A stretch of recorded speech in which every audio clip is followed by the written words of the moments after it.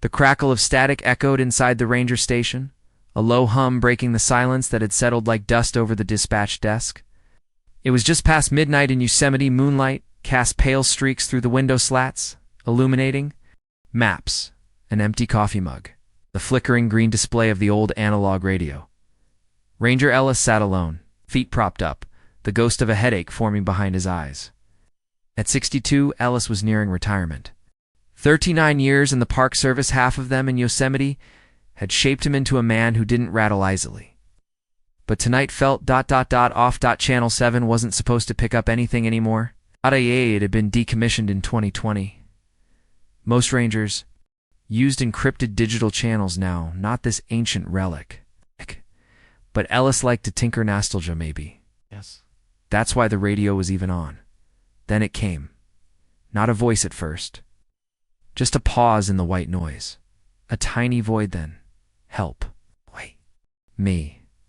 Please. Ellis froze, his spine snapping upright. His boots thudded to the ground as he leaned forward, eyes fixed on the speaker. Repeat your transmission, he said quickly, pressing the mic. Silence. Identify yourself. State your location. Static returned, louder, now angry, hissing. He leaned back, heart thudding. It could have been a prank. Maybe a ham radio nut playing around. But something in the voice, it was raw, unfiltered terror. A woman's voice, barely audible, cracked and shaking, and yet familiar. He opened the drawer and pulled out an old case file. It was dog-eared, faded, and had Marin Price's name printed across the top in thick black Sharpie. Ellis hadn't touched that file in years. He'd been on duty the day she disappeared. Hiker, 27, solo trekker, documented her journey for an outdoor blog. Vanished somewhere along the Hidden Falls Trail in late June. Her last known radio transmission? A scrambled plea for help that never yielded a location. She was never found, and what he'd heard matched it almost word for word. He ran the tape back, fingers trembling slightly. Played it again. Help me, please. Exactly the same inflection, same stammer, same dread. He sat back in his chair, staring into the dark beyond the window. The pine trees swayed under the windless sky. The next morning, Ellis brought the tape to headquarters. Deputy Chief Ranger Morales gave it a once-over and removed her glasses. Ellis, she said cautiously, Channel 7's been picking up. Interference from emergency scanners, could be anything. Ambulance bleed. Over. Old logging equipment. We've been through this. It's her, he said firmly. Marin Price. I'd swear on it. Mitch raised an eyebrow. You sure you're not just haunted by the case? He didn't answer. Back at the ranger cabin, Ellis began digging through his private stash of logs. The radio transmission time, the weather conditions, trail closures, he documented everything. It was a habit he'd picked up after losing a family of Yi, for in '98, he swore he'd never miss another detail again. He pulled Marin's file back out, spreading her photos and notes across the wooden table. Blonde, athletic, a bright smile that never quite touched her eyes. The last known image of her was a selfie at Deer Ridge Overlook, time-stamped for hours before her disappearance. Nothing unusual except that she looked over her shoulder in the background, almost like she heard something no one had. Noticed it back then, but Ellis did now. He picked up the handheld recorder and spoke into it. June 12th. Transmission received at 12:17 a.m. believed to be live. Voice matches 2019 missing hiker Marin Price. File reopened for personal review. I clicked it off and stared at the photo. What the hell is going on, Marin? That night, Ellis couldn't sleep. The voice played on loop in his mind, her whisper carving its way into his dreams. He sat outside on the cabin porch, the stars dusting the sky, coyotes howling in the distance. Something about the voice haunted him, not just because of the familiarity, but because of the timing. 6 years to the day. June 12th. Anniversaries mattered. To the dead. To the ones who made them disappear. At 3:14 a.m., the radio came alive again. I didn't fall, the voice said. Ellis jerked forward, grabbing the mic. Maren, can you hear me? But the channel had gone dead. He rewound and listened again. The voice was fainter this time, more strained, but unmistakably the same. The next morning, Ellis returned to the Hidden Falls Trail. He hadn't walked it in years. The air smelled of pine needles and wet earth. He stepped over fallen logs, boots sinking into soft moss. Eyes tracing the old markers. Memories returned, dozens of volunteers combing the woods, helicopters overhead, search dogs barking into the void. She had disappeared between mile marker 8 and 9. Her gear was found just off the ridgepack, torn. Number. Blood. No drag marks. Just gone. He paused by the ravine. The wind shifted. A breath, not a gust. Something rustled to the left. He turned, but saw only trees. I didn't fall. The words echoed in his head. Back at the station, Ellis played the tapes for two other Rangers, younger guys Briggs and Anton. They exchanged skeptical glances. Creepy. Yeah, Briggs said, scratching his beard. But it could be anything. Exactly, Anton nodded. Old walkie chatter, bounce signals. You're chasing ghosts, maybe. But Ellis knew ghosts didn't speak in real time. They didn't answer questions, and they sure as hell didn't. Wait 6 years to the exact day to come back. He shut the door to his cabin, locking it behind him, taped the recording equipment directly to the radio, and labeled it Maren Watch. Every sound on Channel 7 would now be preserved. He didn't care if Morales dismissed him, or if the text said it was atmospheric bleed.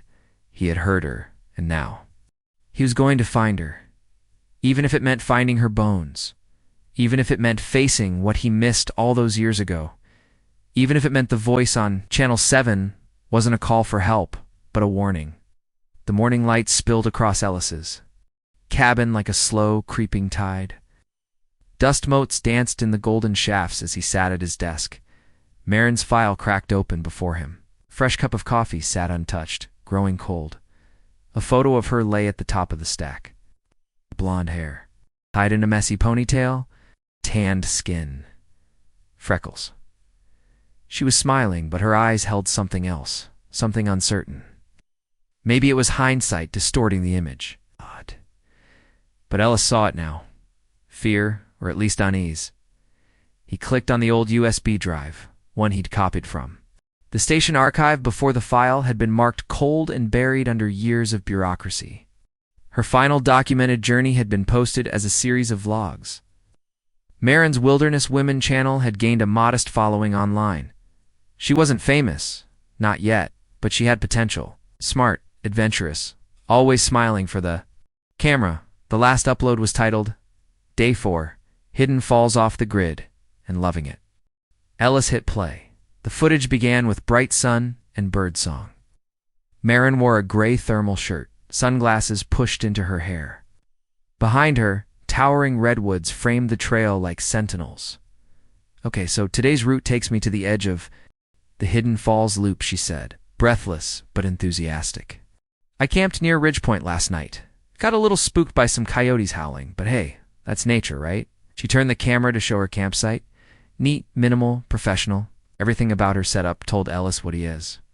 Already knew Maren wasn't careless. She didn't make dumb mistakes. The camera tilted back toward her face. It's wild how quiet it gets out here, she said, almost whispering like, so quiet you can hear your heartbeat. Then, her eyes flicked past the lens just for a second. A slight frown. Hold on. The footage ended abruptly. The final frame froze on her face, slightly turned, brow furrowed, lips parting like she was about to say something else, and then dash black. No upload ever followed. No live stream. No new posts. That was 6 years ago. Ellis leaned back, exhaling. Slowly, he remembered that day in detail. Maren had checked in at the station on June 12, 2019. Solo hikers were always risky. But she'd been fully geared, maps laminated, weather briefed. She joked with him about carrying a whistle and bear spray like talismans. She left with a wave and never came back. He flipped through the logs, his own handwritten notes on that week's events, a report from a backpacker who'd found her gear 5 days later. A phone call from her sister in Oregon, frantic when Marin missed a video chat. The search teams, the dogs, the helicopters, nothing. Not even a shoe print past mile. 9, she had simply vanished. That disappearance had made national news within days. A young woman, attractive, adventurous, last seen in a national park? The media frenzy was immediate. Interviews, with family speculation from online sleuths, tags calling for justice. Then the theories began. Some said she'd fallen slipped while filming near a ridge. Others suggested a wild animal. The darker corners of the internet pushed stranger ideas. Trafficking rings, cults, even forest spirits. Ellis remembered the vigils, the missing posters. In the subtle, insidious way, the world moved on. After 6 weeks, Command downsized the case. After 6 months, it was officially closed. Ellis had disagreed. Loudly. But he was a ranger, not a detective. He reached for the printed transcript of Marin's last radio call. She had contacted the station once during her hike in Channel 2, the official frequency. He'd picked it up himself. "Hey, this is Marin Price. Just wanted to say I'm making good time to Hidden Falls. Might go off-grid tonight near the ridge. Should I expect any storms?" He'd replied there was nothing on radar. Clear skies. She thanked him and signed off. That was the last confirmed communication. But an hour later, there had been a faint message. Different frequency. Garbled. Unsure. "Help. I think someone's following me." It came through on Channel 7 back then. The tech team said it was interference. It hadn't been recorded properly, and since she hadn't mentioned danger earlier, it wasn't considered credible. But Ellis never forgot it, and now, after 6 years, her voice had returned. He opened another folder, notes from interviews. With Marin's sister, Becca Price. Becca had insisted Marin wasn't the type to disappear willingly. She was cautious. Smart. She had a tracker in her bag. God had stopped working that day. Not before. Not gradually. Just dead. She'd also mentioned Marin had seemed on edge the week before the trip. She thought someone was watching her videos too closely, like, obsessively. She didn't say much, but I could tell. Park had dismissed it as paranoia, but Ellis hadn't. Now, those old instincts flared again. He pushed away from the table and pulled the printed topography map of Hidden Falls. A red marker circled the site where her pack was discovered by a sharp drop into a ravine far from the intended trail. No signs of a fall. No broken brush. No signs of a struggle. Almost like she'd walked off the trail, willingly or been led off it. His eyes moved to a note he'd scribbled in 2020. No animal signs.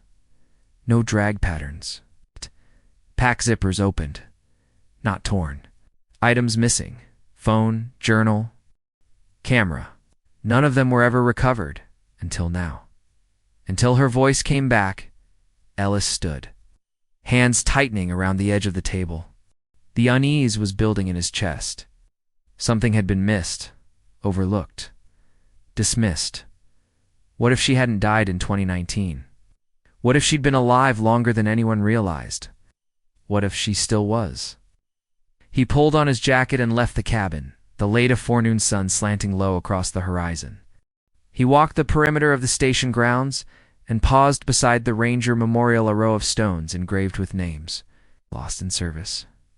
He stared at the blank stone at the end. It left it unmarked, saving space for future tragedy. He reached into his pocket and removed the cassette he'd recorded last night, the one with the voice. "I didn't fall." Marin's words, from a frequency no one used. No one but her. No one but whoever had her radio.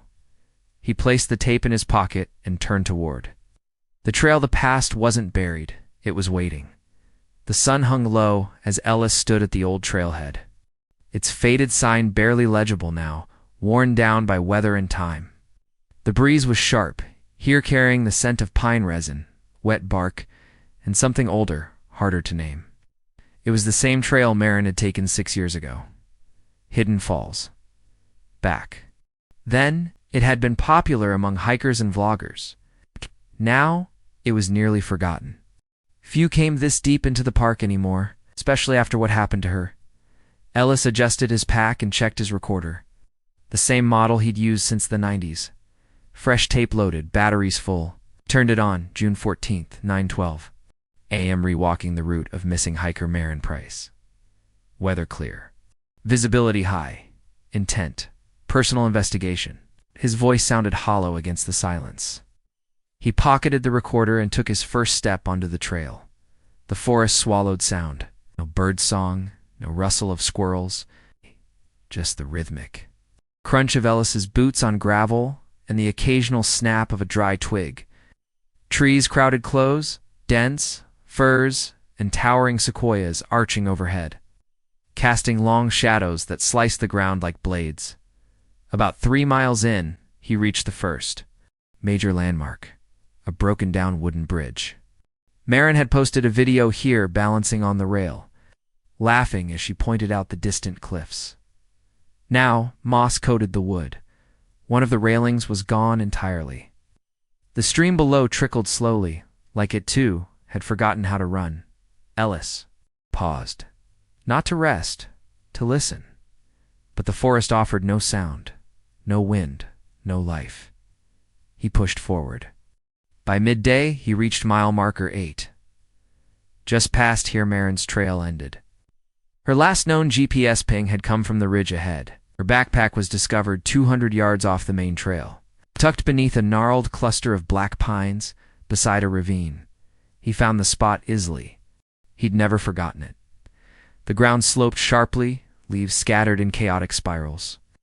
The trees leaned unnaturally, like they were recoiling from something just out of sight. Ellis stepped carefully through the underbrush. His boot struck. Something, a white stone flat and polished, oddly clean. Out of place, he crouched, brushing aside dirt. Around it, small depressions marred the earth-knot animal tracks, but deeper, almost deliberate. He rose slowly, unsettled. The ravine waited beyond. He approached its edge and stared down. It wasn't a dramatic drop, maybe 30 feet, rocky. Twisted roots jutting from the sides like skeletal hands. But no one could have fallen here and vanished completely. It had always bothered him. People don't just disappear, not without a trace. Ellis pulled out his recorder and turned it on. This is where her pack was found. No signs of a fall, no drag marks. Gear was removed with care. Items missing: phone, journal, camera. He shut it off and turned to scan the surrounding woods. Then he heard it, a sound faint, high, almost melodic. Not a scream, not a whisper. A cry. It echoed once, then stopped. His heart slammed against his ribs. He pulled the recorder from his pocket and clicked it on again, holding it in the air. The sound returned clearer. This time, closer. I never fell. Ellis's blood turned cold. He turned in a full circle, trying to locate the direction. The words had come from the trees and not the ravine, not the trail. The woods were speaking.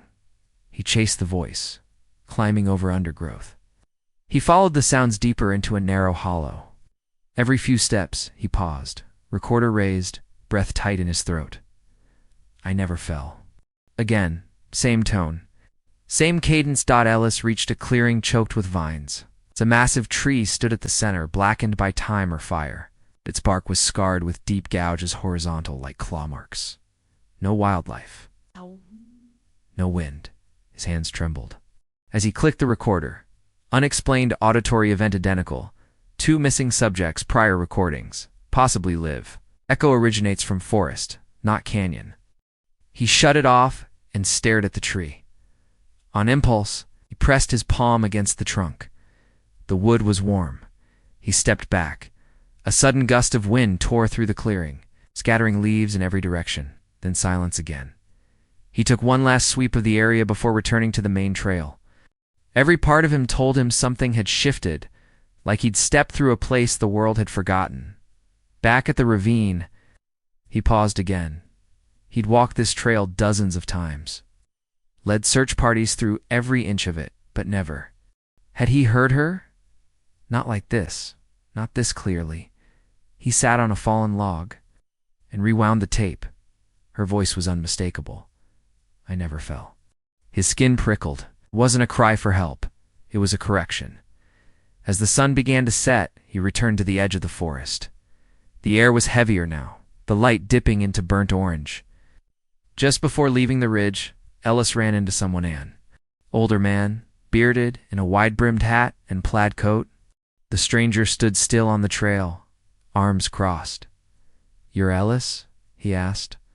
The question caught him off guard. "Yeah. I remember the girl, heard the cries that night." His voice was gravelly, tinged with something old. "Locals still hear her sometimes, especially around June." Ellis's heart jumped. "You reported this before?" The man shook his head. "No one listens. Not till it's too late." Ellis narrowed his eyes. "Why now?" The man leaned in. "Because I heard her again yesterday. Same voice. Same words. Like a record stuck on one line. I never fell." He walked past without another word. Back at his cabin, Ellis listened to the recording again and again. Each time the voice felt closer, more real. Marin wasn't lost. She'd been left, misunderstood, dismissed now. She was speaking again, and Ellis was the only one listening. The recorder clicked off, leaving Ellis in his cabin with only the sound of his breath and the whisper of wind threading through the cracked window. Marin's voice still echoed in his mind. I never fell. It wasn't just a haunting message.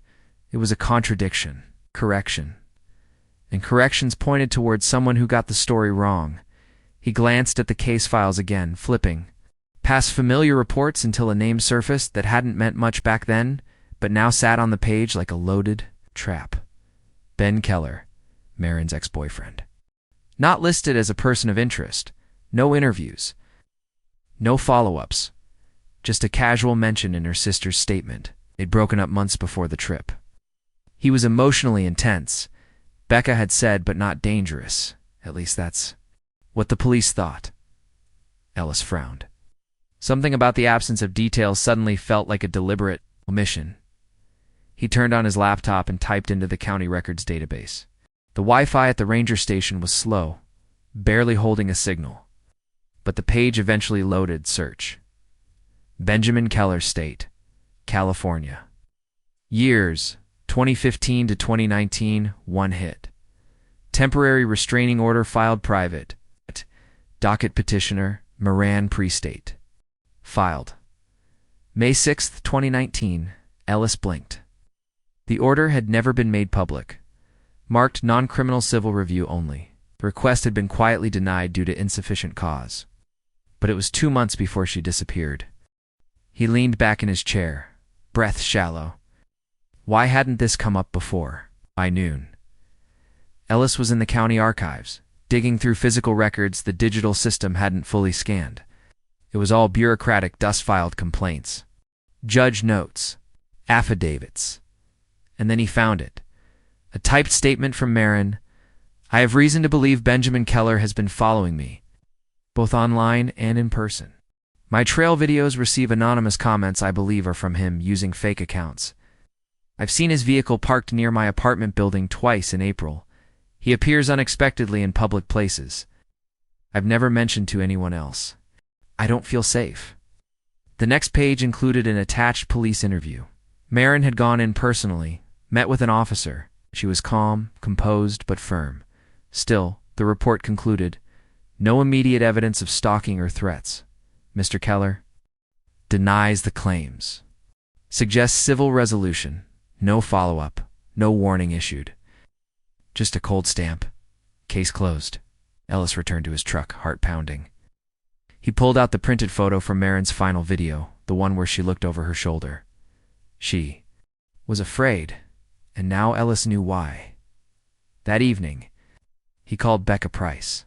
Her voice came through brittle and guarded. I haven't heard from anyone in years. Why now? Ellis didn't waste time. Did Marin ever tell you more about Ben Keller? Silence on the line. Then a sigh. She said he couldn't let go, that he watched her videos obsessively. She didn't want to talk about it much. Said he'd show up in places, never threatening but always there, staring, smiling. One time, she woke up to find a gift box on her car, whose inside was one of her old hiking boots. She swore it was one she'd thrown away. Ellis swallowed. Did she tell the police? Yes, but they treated it like she was overreacting. That's when she decided to go on the trip. Said she needed to get away. Did she ever contact him after that? No. She blocked him.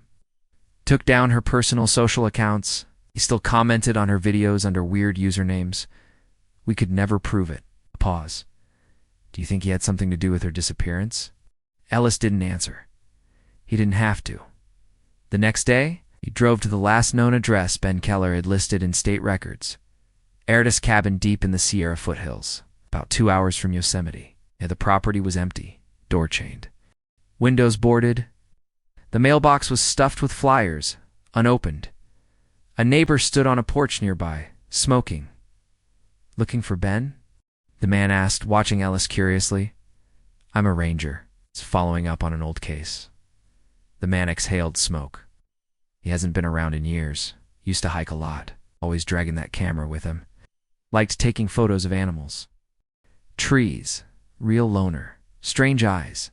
Anyone ever visit him? The neighbor nodded. One woman, blonde. Visited maybe twice. It's the last time she came, she left crying. Do you remember when that was? He thought for a moment. Summer of 19 June, I think. Ellis's chest tightened. He returned to the station and requested access to archived DMV logs. Focusing on vehicle movement in the region near Marin's Trail, there it was. Ben Keller's SUV was picked up by a wildlife camera near the Hidden Falls Trail entrance on June 12, 2019, the same day Marin disappeared. He had been there, and somehow, no one ever connected it. Ellis stared at the computer screen, fists clenched. Marin had tried to warn someone, tried to file a complaint. Tried to run. No one listened. Now, years later, her voice was bleeding through frequencies no one used anymore, like she was screaming across time. And the man she'd tried to escape had quietly vanished, just like she had. That night, the radio came alive again. Static hissed for a long time, then silence. Then he took my camera. Ellis dropped his pen. He turned the dial to 0, holding his breath. He took my camera. The voice repeated, faint but deliberate. She wasn't just haunting him now, she was giving him clues.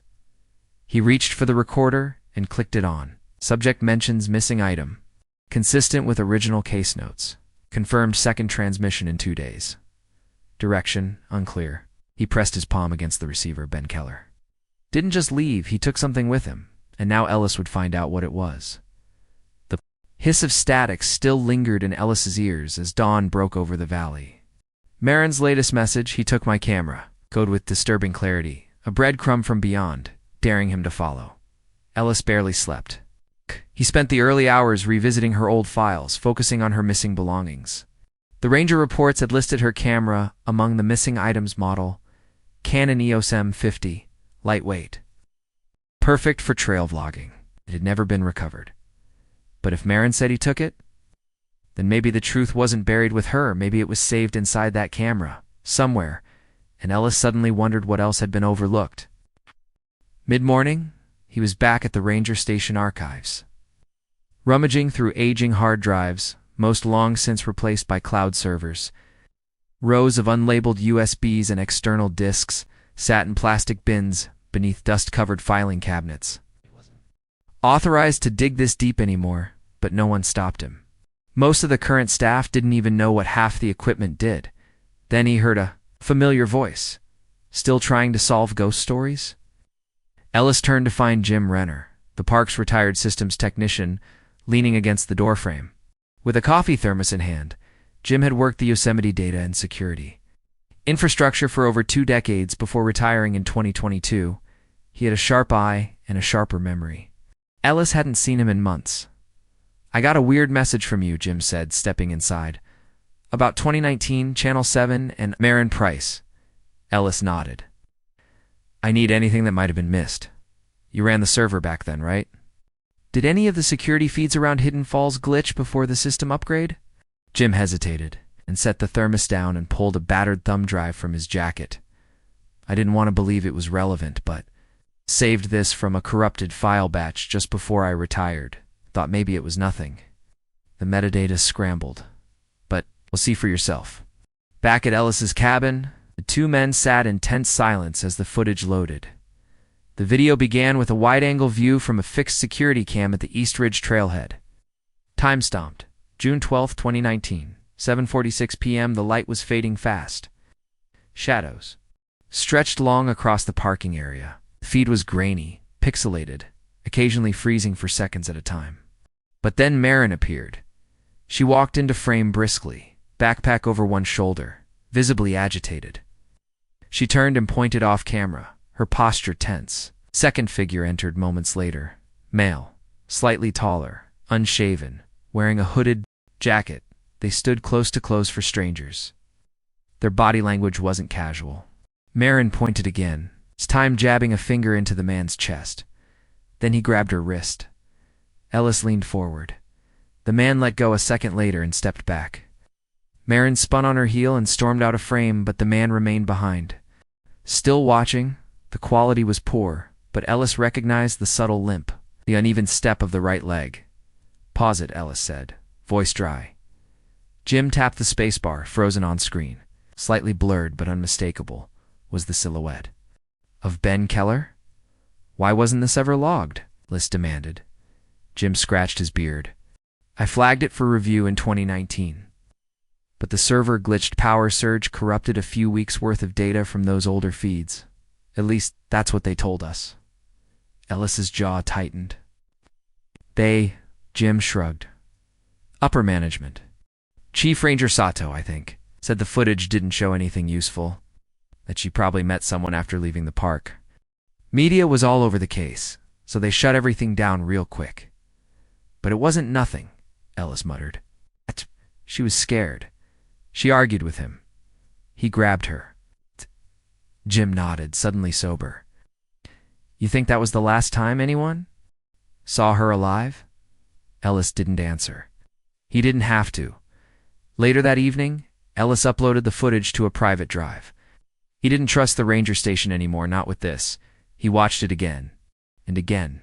Each time, it confirmed what Marin had already told him from beyond. He took her camera. Took her. But what bothered Ellis more than the footage itself was how it disappeared, because someone had intentionally buried it. After dinner, Ellis visited an old contact, Margot Reeves, an independent journalist who once covered Marin's case for a podcast series. She hadn't followed up in years. The trail had gone cold until now. He slid the thumb drive across her table at the cafe, just outside El Portal. This was deleted from the park server. She plugged it into her laptop and watched in silence. "That's Ben Keller," she said. Quietly, Ellis nodded. "Do you realize what this means?" she said. "The park buried evidence. If you're right, if this was covered up, someone wanted Keller protected." Ellis leaned in. "I want to know why." Back at the cabin, he replayed Marin's last radio message. "He took my camera." Then, from his desk drawer, Ellis pulled out a small device he hadn't touched in years, an old signal tracer, used to detect faint frequencies and static relays. Not standard issue anymore. But it might still work. He powered it on and tuned it to the lower frequencies, especially those near channel 7. For a while, it was just static, then a click, then silence. "Then you were supposed to help me." The voice was barely audible, caught between static hums. But the words were clear enough to pierce the night.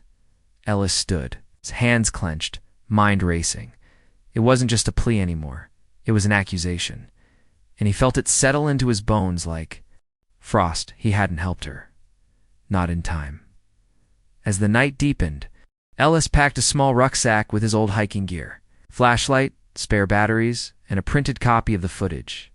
He didn't sleep, because now he wasn't chasing shadows. He was chasing evidence, and whoever wanted it gone. And he had. A feeling the trail wouldn't be cold much longer. The air was sharp with pine and something colder metallic. Almost like rustwind, Ellis stepped off the marked trail and into the underbrush. He moved with deliberate steps, compass in one, hand printout in the other. The image was grainy, an aerial thermal scan from a recent Firewatch drone captured by accident. It showed what shouldn't exist: a heat signature from a structure deep in Yosemite's northeast quadrant. Restricted territory. No trails, no official buildings, and yet a cabin. Hidden, not listed on any park map, current or archived. Ellis had stared at the scan all night, tracing the shape with trembling fingers. A rectangular imprint. A narrow chimney. The glow of residual warmth as recent as 72 hours ago. He didn't tell anyone. Not yet. Not until he saw it for himself. The forest thickened around him, swallowing the last signs of civilization. Rocks, tangled roots, and sloping terrain made every step treacherous. But Ellis had been a ranger nearly 4 decades. His boots knew this land. His instincts guided him better than any GPS. He checked the aerial printout again, half a mile east.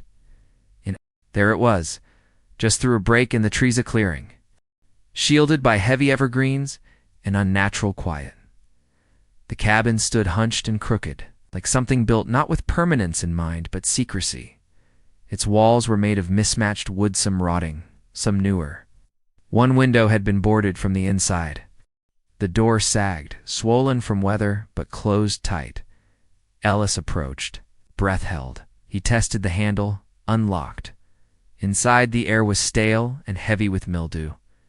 Shafts of light pierced through cracks in the roof, illuminating dust motes that moved like disturbed ghosts. Everything inside was covered in a thin layer of grime. A rusted stove, moldy blankets, broken camp lantern, and paper.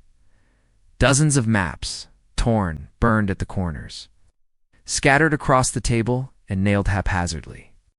To the walls, Ellis stepped in cautiously, scanning the perimeter. Most of the maps were of Yosemite, but they were altered trails scratched out violently, certain areas circled in red ink. A few bore scribbled notes in an erratic hand. She never left. The trees remember. Repeat the message until he hears it. In the corner of the cabin sat a battered audio recorder, cassette still inside, next to it a single woman's hiking boot, gray and red, size 8. He crouched beside it, heart suddenly hammering. Inside the heel, he found a faded label. Cannon Ridge Women's Trail Series, the same brand Marin had used. Ellis lifted it gently, reverently, like holding a relic. He turned to the cassette, pressed play, and froze. Base to Ellis copy. You reading Channel 3?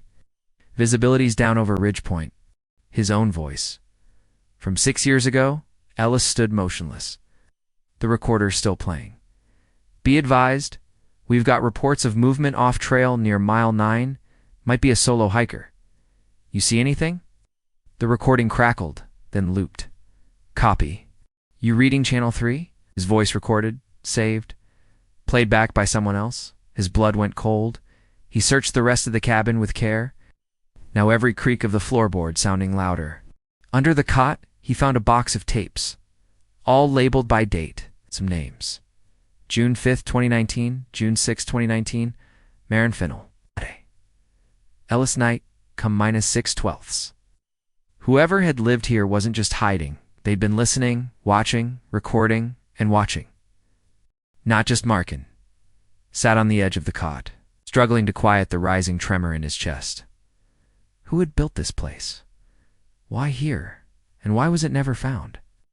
The location was too remote for casual campers, too far for drifters. And whoever stayed here had power enough to erase security footage, enough to stalk someone unseen, enough to stay hidden for 6 years in one of the most monitored national parks in the country. He picked up one of the scribbled notes pinned above the stove. The paper was water damaged, the ink smeared. Don't listen to her. She lies when the sky is red. Nonsense or coded. He looked again at the name written on one map's edge. Keller scratched into the margin, then again near a circled area. Location. His hands tightened. Ben Keller had been here. Ellis left the cabin with photos, notes, and the boot. He marked the coordinates on his GPS, but decided against alerting the station. Just yet, something about the cabin felt like a trap. Not in the physical sense, but psychological. Like it was built to be found by the right person at the wrong time. Back at his truck, parked miles away at a service gate, he sat in silence before turning the key. That night, he examined the cassette. Again, under better light. There was more. The tape had a second track subtle. Buried under the main one, he cleaned the head and replayed it slowly, underneath his own voice. Another whisper emerged. "You heard me once. You're listening now. You know what he did." Ran again, her voice layered beneath his. It's buried intentionally as if the tape was meant for him all along. His stomach churned. Not just a warning. A messaged. A demand. He pulled out his field notebook and scribbled one sentence. The cabin was real. She was there. He was too. And someone, maybe both, wanted me to find it. Then he wrote another.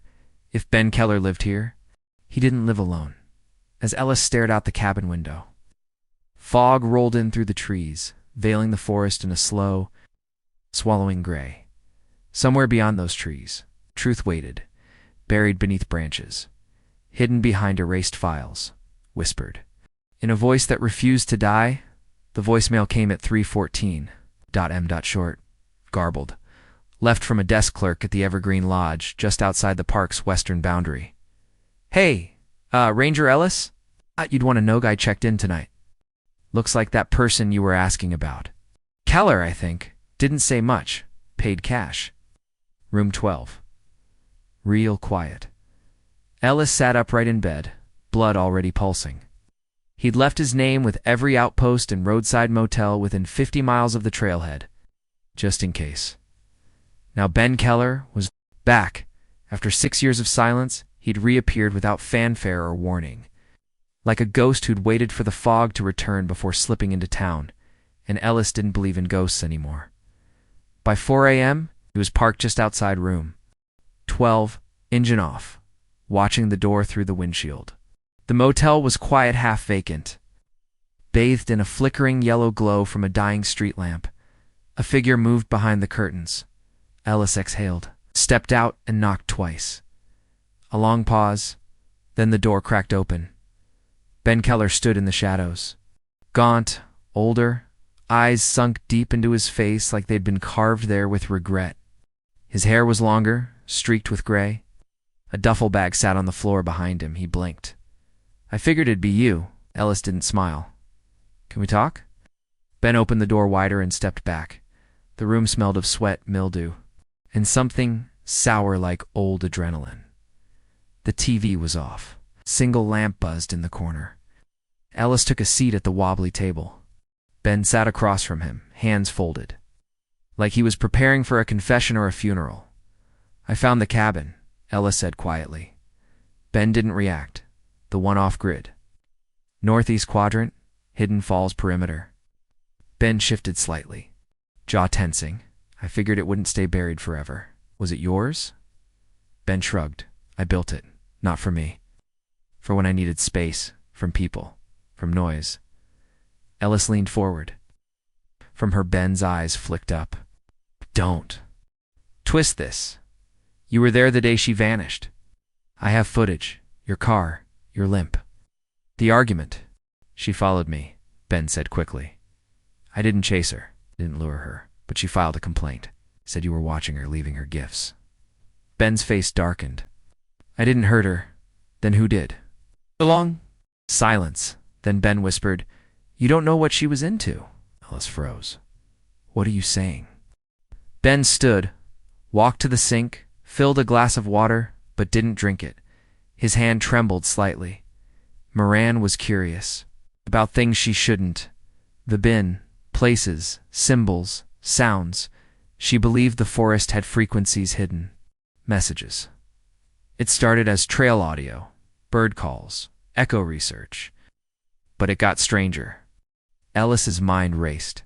She thought the land was. Speaking, Ben continued. She'd hike alone, stay out overnight, record hours of static. Said she could hear voices layered underneath. Pleas, confessions, things that didn't belong. In this world, Ellis blinked. That's not obsession. It's delusion. Ben turned. Or discovery. Ellis reached into his coat and slid a cassette across the table. It was labeled and faded. Ink Ellis Nightcome -6/12. Ben stared at it but didn't touch it.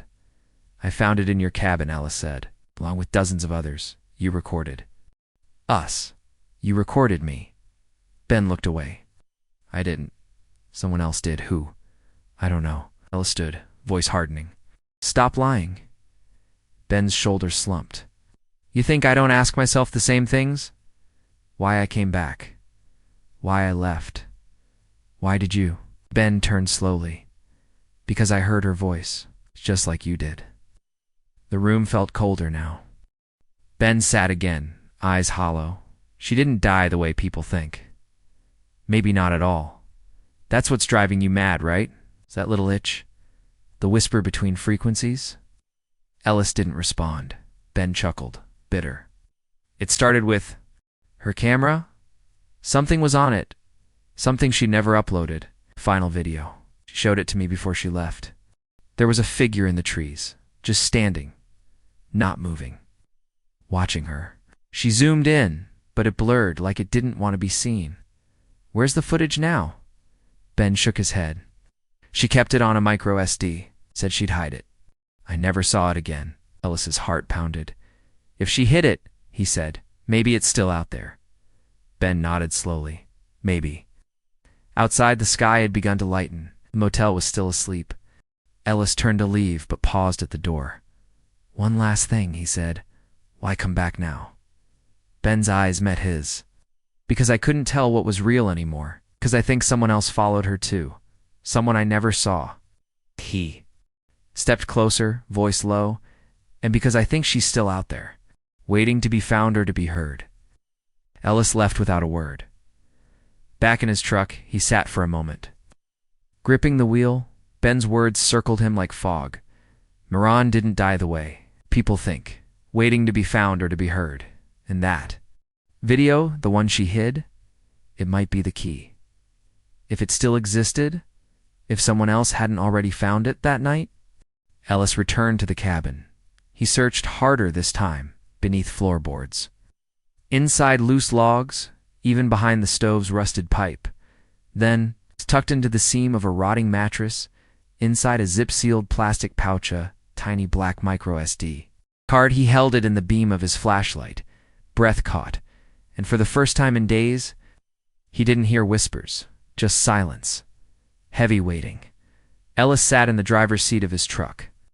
The micro SD card clenched tightly in his hand. Outside, the wind howled through the trees, tossing pine needles across the dirt, road like whispers being carried away. He hadn't watched the footage yet. Not because he didn't want to, but because he wasn't sure what it would cost. If it was what he suspected, it would change everything.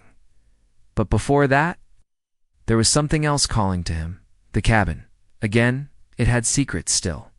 By the time he arrived, dusk was collapsing into full night. The sky above the pines turned to deep navy, and the path to the structure seemed more overgrown than before, like the forest had tried to reclaim it in the time he'd been gone. He stepped inside. Flashlight in one hand, crowbar in the other. This time he wasn't gentle. He started with the back wall. Where the warped boards met the floor at odd angles, the wood groaned under pressure as he pried each plank loose. Behind it, mildew-stained insulation and layers of old newspapers, pressed flat like forgotten skin, nothing. He moved to the eastern wall. That's when the crowbar hit. Hollow thud. He dropped to his knees, scraping away insulation until he saw a tan opening behind the wood, makeshift cavity roughly 2 feet wide. Inside was a plastic bag, half-dashed decayed. He pulled it out. Inside were loose, handwritten pages, yellowed, torn at the edges, but intact. A journal. Marin's. He didn't open it in the cabin. Something about the air had changed. He felt watched. From outside, but from within. The walls seemed to breathe around him. Silence had grown thick, suffocating. He left quickly, driving until the trees thinned and the road smoothed. Only then, parked under the safety of stars, did he begin to Read. April 28th, 2019. I keep hearing footsteps behind me. They never follow far. Just enough to remind me I'm not alone. The sound doesn't match the forest. It's too deliberate. Heel first. Heavy. May 3rd, 2019. Saw him again. Same jacket. Same patch. But something was off. The name tag was blank. I asked him what trail he was monitoring. He said all of them. Then he smiled. No radio. No map. May 10th, 2019. I don't think Ben's the only one following me. Maybe he never was. There's something else. Someone else. I recognize the trees now. They're trying to help me remember the path, but I always end up where I started. Ellis.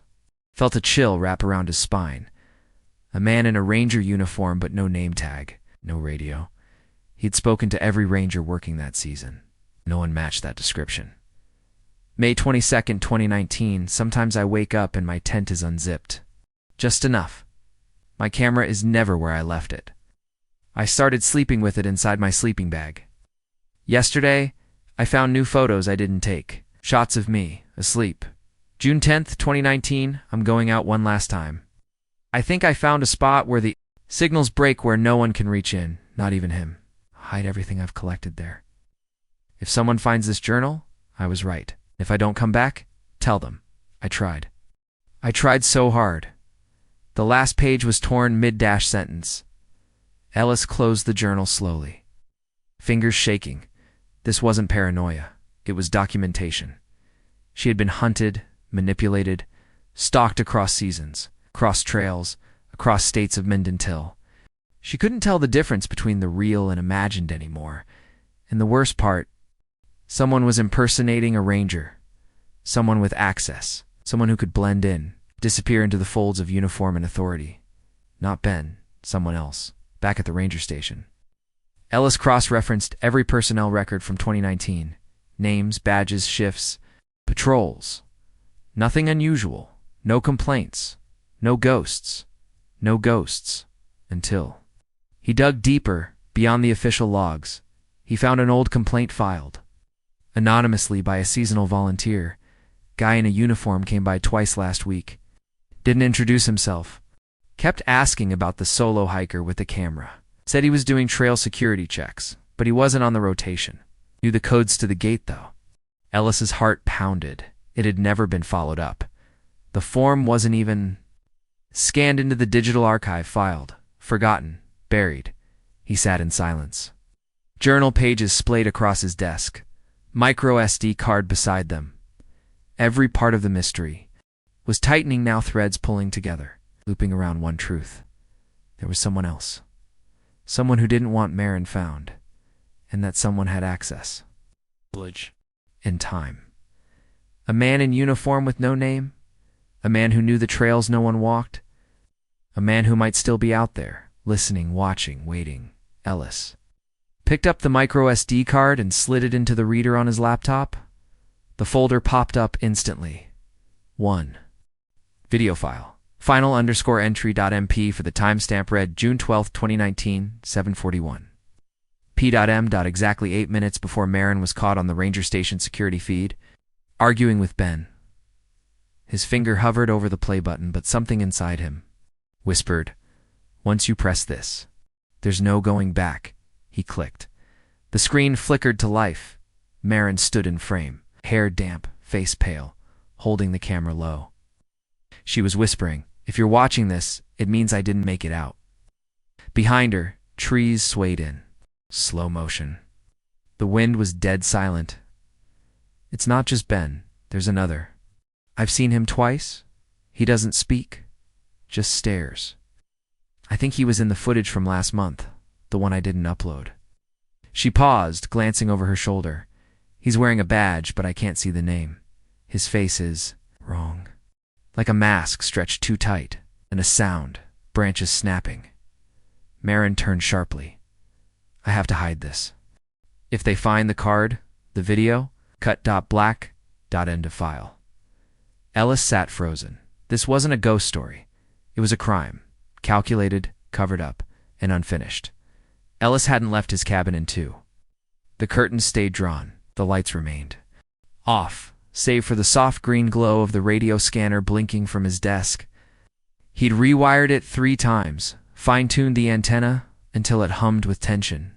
Static filled the silence like smoke, constant crackling, alive every now and then. It would break, and she would whisper, "You're so close."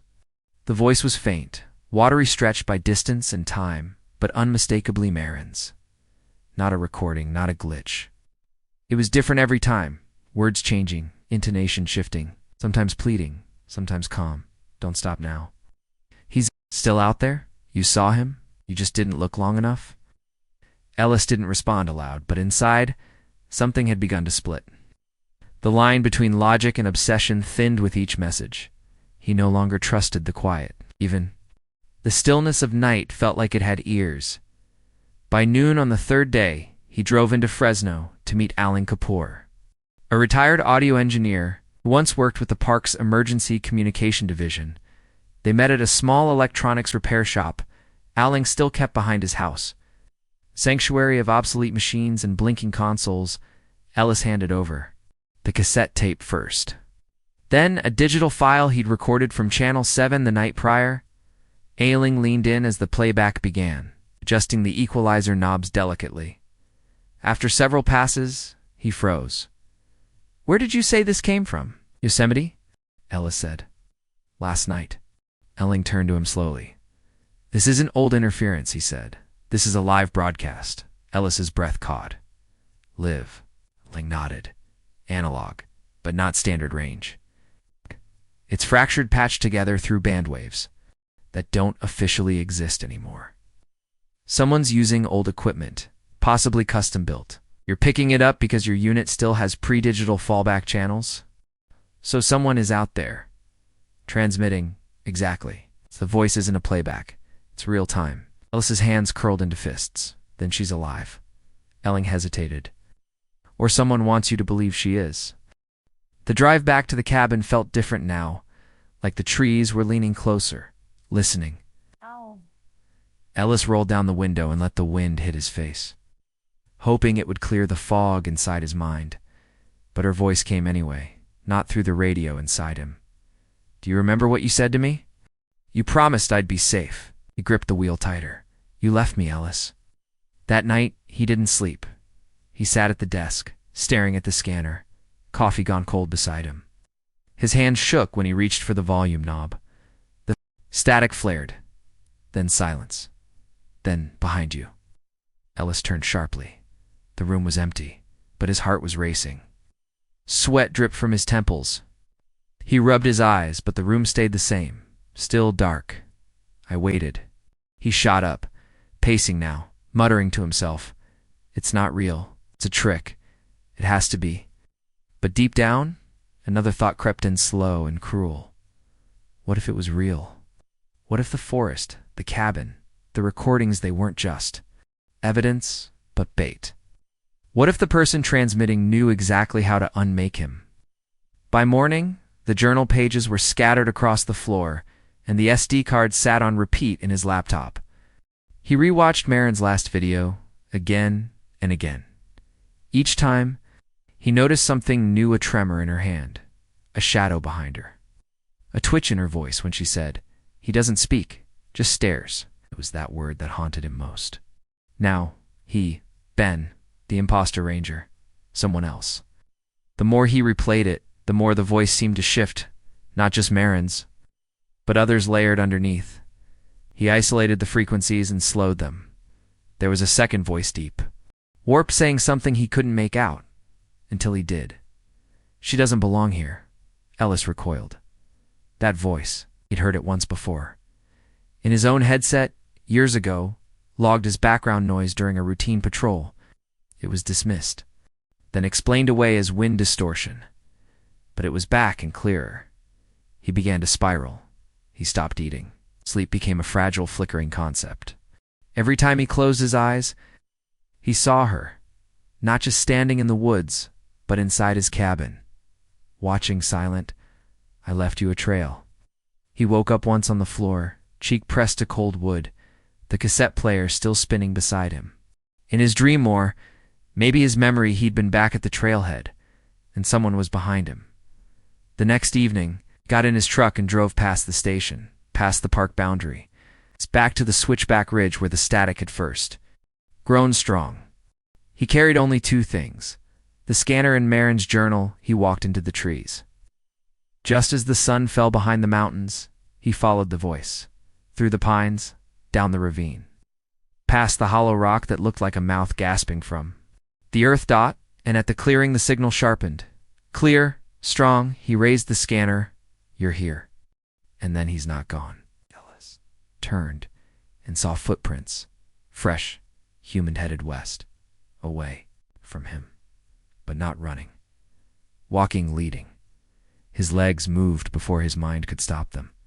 He followed the trail for half a mile before it vanished in the underbrush. Then the scanner chirped again, looked down. He froze, at his feet. An old park badge, half-dash buried nameplate scratched. Off, just like she wrote in her journal. The ranger with no name. Ellis's mind spiraled. Had he spoken to this man before? Was it someone from the department? Someone still active? Or, worse, someone who had never left? The idea clamped around his chest like ice. What if this whole thing, Marin, the whispers, the tapes, wasn't just a mystery? What if it was a game, and he'd already taken the bait? Back at the cabin, he locked the door, loaded the cassette one final time, and pressed record. He began speaking, quietly, voice dry. My name is Ranger Ellis Harmon. If you're hearing this, it means I've gone too far. I followed the signal. I followed her voice. And now, I don't know if I'm chasing a ghost or becoming one. The static grew louder behind him. Tell them I never fell. Ellis had scoured every Ranger personnel file from the last 20 years. Most names blurred together, retirements, transfers, rookies who'd lasted a single season until one name stopped him cold. Dwight Hall. Discharged in 2005. No retirement ceremony. No commendation. No internal tribute, just a thin report marked. In red ink, dishonorably discharged. Permanent termination. Reason, repeated code of conduct violations. Final incident involving unauthorized surveillance of female camper. Escorted off premises. No criminal charges filed. It's buried. Forgotten, erased. Ellis stared at the file like it might catch fire. There was no photo, just a typed description, medium build, brown hair, wore his uniform outside duty hours, known to tinker with outdated tech in the park's old comms room. That was all. No home address, no next of kin. Just vanished. He called Alan Kapoor the next morning. Dwight Hall. Alan repeated on the line. Jesus. I haven't heard that name in forever. You knew him? Everyone knew him. He lived in the Coom Shack practically. Modified equipment. That was supposed to be decommissioned. Made weird recordings. Staff said he could pick up marine channels from 3 states away. Ellis swallowed. What happened after they let him go? Pause. No one really followed up, Elling admitted. He just disappeared into the woods. Some said he was squatting in the northeast quadrant. Ellis's blood ran cold. The cabin by. Mid-afternoon. Ellis had a box of old Ranger ID photos dug up from a dusty archive in the visitor center's basement, in their third row. Right-edged white Hall, wiry, narrow face, blank stare. His name tag, sharp and crooked. Ellis compared it to the security footage from 2019. The one Marin had been arguing with someone in, near the trailhead. The footage was grainy, but the walk was the same.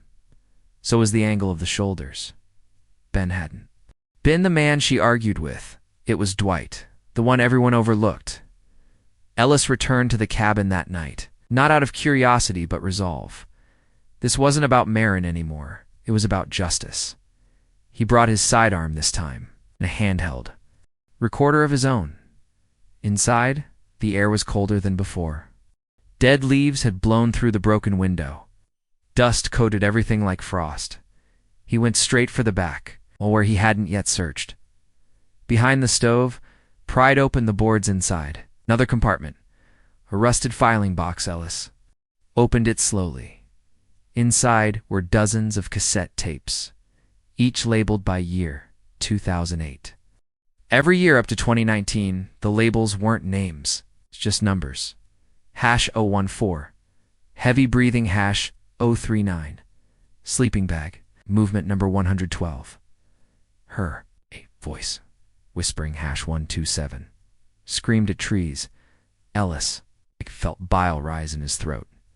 He picked one at random and slipped it into the player. A burst of static, then soft footsteps, a woman humming, the rustle of leaves, then a pause, and a voice Marin's. "Is someone there?" No answer, just breathing then, a whisper. "Keep singing." Ellis yanked the tape out, nearly breaking it. He stared at the label, hash 127, screamed. At trees, these weren't random recordings, they were trophies. He went deeper into the box. At the bottom was a deep journal. Not Marin's. The first page, no one hears them like I do. They sing in the static. She was the best one. She heard it too. We were supposed to meet again. But she ran, page after page filled with deranged reflections. Obsession, control, delusion. She tried to erase me. I became the frequency. Ellis gripped the edge of the table to steady himself. Dwight had never left the woods. He had built himself into them. Suddenly, the scanner sparked to life. "I know what you took." Ellis froze. The voice was not Marin's this time. It was male, raspy, direct, not recorded live. "You think you can bury me? Like they did? You're late. She's been gone too long." Ellis stepped outside, scanning the tree-lined silence. "Then you're just like her. You think you're smarter?" He raised his radio. "Dwight, is that you?" Silence then. "I'm not a name anymore. I'm the echo. I'm the one you didn't believe." Ellis ran to his truck and radioed HQ, heart hammering. "This is Ranger Elazra, questing immediate field unit support. Suspected criminal White Hall last, known location, Section 9, Northeast Quadrant. Possibly armed, possibly unstable." There was a pause. Then dispatch crackled back. "Ellis, did you say Dwight Hall? The name's been inactive since '05. Ellis swallowed hard. Not anymore. He waited by the trailhead for backup hand. On his holster, eyes on the trees, and the words kept echoing in his head. She heard it too. "We were supposed to meet again. You're just like her." Ellis realized something terrifying. Dwight didn't see himself as a predator anymore. He saw himself as a messenger in Marin. She wasn't just a victim. She was his believer. As headlights appeared in the distance, Ranger, backup finally arriving, Ellis looked one last time toward the woods and whispered, "I'm listening." But only the wind replied, and it wasn't Marin's voice this time. It was someone. It's distant. But coming closer, the waterfall roared like a living beast, deafening and cold, pouring from a crag above the tree line. The sound swallowed the voices of the search team as they moved in formation, flashlights cutting through mist and underbrush. The water masked every footstep, every breath. Ellis led the charge, armed with the journal entries, GPS logs, and recent voice transmissions. He'd triangulated the final location Dwight had referred to only once in his twisted diary, the silence under the throat of the mountain. That had to mean here behind the waterfall, where cliffs met ancient stone. Two rangers flanked Ellis as they approached the slick rock face. Then they saw it, half hidden behind a curtain of moss, a rusted hatch door, bolted shut. No signage, no padlock, just a symbol carved into the metal, a jagged spiral. The same one Marin had drawn in her journal. Over and over again, with a crowbar and 3 sharp yanks, the hatch groaned open. The air inside hit them like decay-old sweat, mildew and the metallic tang of something worse time and rot. Flashlights flicked on. A narrow tunnel stretched downward. Dirt floor, wooden beams, hand dash built. Ellis took the lead. Every step down felt like descending into someone's fractured mind. At the bottom, a door. He pushed it open. The room was underground, but surprisingly well preserved. A generator hummed softly in the corner. powering an array of outdated TKL Turiel players, cassette decks, analog, monitors stacked like tombstones and shelves, lined wall-to-wall with tapes. Hundreds. All labeled by hand. #201 Melanie. Nightfire number 206. Dana, Echo Prayer, #218. Marin, Streamside, first visit. Number Cake Marin, screaming third night, Less's stomach twisted. He scanned the wall until he found a small box labeled Final Recordings 2025. The most recent tape sat atop it, digital, crisp. Unlabeled, Ellis slid it into the player, the monitor. Flickered, and then there she was. Man, alive. Her hair was longer, matted, her face thinner, but her eyes still burning, defiant. She sat tied to a wooden chair, hands bound in front, staring straight into the camera. Behind her, only darkness. The recording quality was better than any of the older tapes. Clear audio. Stable framing. She spoke slowly. My name is Marin Price. I've been missing for 6 years. If you're hearing this, I'm not dead. Not yet. Ellis leaned forward, hands trembling. I was taken by a man named Dwight Hall. He doesn't call himself that anymore. Says names are for the past. He kept me underground. Said I had the frequency, that I could hear things the others. Couldn't he made me record my thoughts, my dreams, my screams? She blinked, breathing ragged now. I don't know what day it is, but I know someone's listening. Someone always was. If you find this, please, end it, her voice. Drop to a whisper. He doesn't leave tracks. He doesn't sleep. He listens, like the forest does. Then she looked up, directly into the lens. Someone will hear this. The tape cut out. Silence. Then a time stamp blinked onto the screen. Recorded 14 days. AGO Ellis staggered back. The team behind him froze. 14 days ago. That meant she was still alive, or had been recently. Ranger Laskin stepped beside him. She could still be close. Ellis's voice cracked. Check every corner, every tunnel, every crevice. They moved fast now, splitting into 2 teams. Ellis pushed past the shelves. Into a smaller room, what looked like a makeshift control. Hub, microphones, cables, crumpled notes, pinned to the wall, was a map of the park. Dozens of red circles, all near trailheads, all dated. All marked with women's names, some crossed out, some still circled. Marin's name wasn't crossed out. Not yet, in the far chamber. Damp torn, fresh indentations used recently. A stained flannel shirt tossed in the corner. A tin cup. A spoon, a human hair long, arc not Dwight's. Ellis called it in immediately. We have evidence of recent captivity. Female, possibly Marone. We need medical evac on standby, adding canine tracking immediately. Then a voice on the scanner. You shouldn't have come here. Everyone froze. You never understood the silence. She did. That's why I kept her. Alice! Grabbed his radio. Dwight, it's over. We found you. We found everything. Pause. Then a low laugh. You found the shell? I'm already part of the trees. Then static gone. They swept the surrounding area, calling Marin's name, but no response. No signs. Of struggle, no new tracks. It was as if she'd vanished again, moments before they arrived. But Ellis didn't accept that. He knew this time was different. She was alive. She'd spoken, and she was fighting. Outside. Helicopters began circling. Overhead. News of the discovery was already spreading. Rangers, state officials, even federal agents began pouring in. But Ellis stood at the mouth of the underground bunker, looking not at the activity but at the forest beyond. She was out there somewhere. The final recording wasn't a goodbye. It was a beacon. Back at headquarters, Ellis transferred the video to a secure drive. He made 5 copies, sent one directly to the Bureau. Then he took one and uploaded it anonymously to a private channel linked to missing persons networks. It only took 3 hours to go viral by morning. News anchors across the country were playing the same clip. Marin's voice. I'm not dead. Not yet. Ellis sat alone in his office that night, listening to the scanner, waiting, hoping.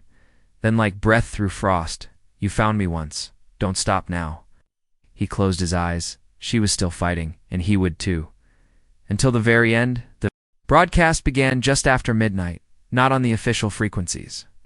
Not through the usual government channels, but on Channel 7, the same abandoned analog band where it had all begun. The same frequency where her voice first returned from the dead. Lohum. Open the transmission, then static, then Marin's voice.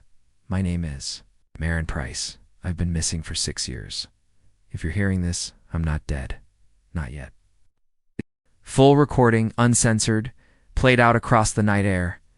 Only those listening carefully, dialing through forgotten stations, caught it. But by morning, everyone had heard it, because Ranger Ellis had posted it in full. And now the world knew. The truth. The raid had happened quietly. Federal agents descending into the forest under the shroud of dawn. With Ellis's guidance and the detailed map recovered from Dwight's bunker, they located the man just miles from the shack. Dwight Hall had gone feral, his beard long, clothes rotting from years of solitude, eyes wild as he whispered to himself. Even during his arrest, she said she'd stay, he mumbled. She said she loved the quiet. They found him half buried under a camo tarp, nestled beside a shortwave radio and a single tape labeled Last Walk. He didn't fight, he simply smiled. But the worst was yet to come. 3 days later, in a thicket near the base of the cliff behind the waterfall, cadaver dogs led search teams to a shallow grave hidden beneath stones and decaying leaves. Inside were the skeletal remains of a woman, bound at the wrists. The dental records confirmed it. Marin Price. But it was the forensic timeline that rattled the world. She hadn't died 6 years ago. Not 5. Not even 3. Marin had died just weeks before. Her final recording, and somehow, no one had noticed she had survived. Held captive, hidden, recording, pleading, all while the world moved on, assuming she was long gone. News headlines exploded. Missing hiker found after 6 years but too late. Her voice lived on even after her death, the ranger who listened to TV crews set up outside the Yosemite Park entrance. Memorials bloomed at the trailhead. Hikers arrived carrying lanterns, flowers, and printouts of her final words. Someone will hear this, and someone had. Ellis stood before the press only once. He didn't wear his uniform. He spoke plainly, voice low and cracked from sleepless nights. There were signs, he said. We missed them. Not because we didn't care, but because we stopped listening. He held up the small cassette recorder. Marin's words now immortalized in analog hiss. She didn't die in 2019, he continued. She died in silence. While we argued over interference and ghosts, while we forgot what it meant to look deeper, then he turned and walked away. He refused every other interview in private. Ellis continued to comb through Dwight's bunker files, tapes, journals, maps. Every entry painted a portrait of a man consumed by delusion. By a belief that he could trap voices, preserve them like butterflies. They echo best when they stop struggling, Dwight had written. She never did. That's why she stayed longer. Some of the tapes revealed something else. 2 attempts at manipulation. Dwight had altered Marin's recordings, splicing them with his own whispers, trying to make it sound like she needed him. But the final video? That was untouched. That was her truth. Marin's family held a private memorial at the base of the ravine where her backpack was first discovered. Friends lit lanterns. Strangers left pine cones and handwritten notes. Plaque was installed with her name and the inscription. She walked alone, but her voice carried thousands. The site became sacred, part shrine, part reminder of the danger of forgetting, of what happens when the lost are no longer searched for. Ellis remained with the Park Service, but took a leave of absence from patrol duty.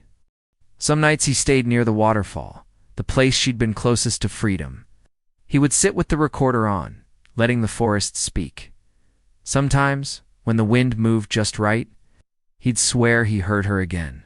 Not a ghost, just a memory. Carried by the trees, in her journal's final entry recovered days after the broadcast, Moran had written, "If no one finds me, I hope this reaches just one person. But my voice outlived the silence." It had the clip became part of national and awareness campaigns, taught in criminology classes, played in exhibits about the power of analog signals and the dangers of dismissing cold cases, but most of all, it's lived on in the hearts of those who listened, really listened. Back in his office, Ellis made one last recording. He used the same mic Marin had spoken into. This is for you, Marin, for your voice, your fight, your fire. I'm sorry we didn't hear you sooner, but we hear you now, and we won't forget. Hit transmit. And her voice played once more, echoing through Channel 7, carried by trees, held by wind, a signal that would never go dark again.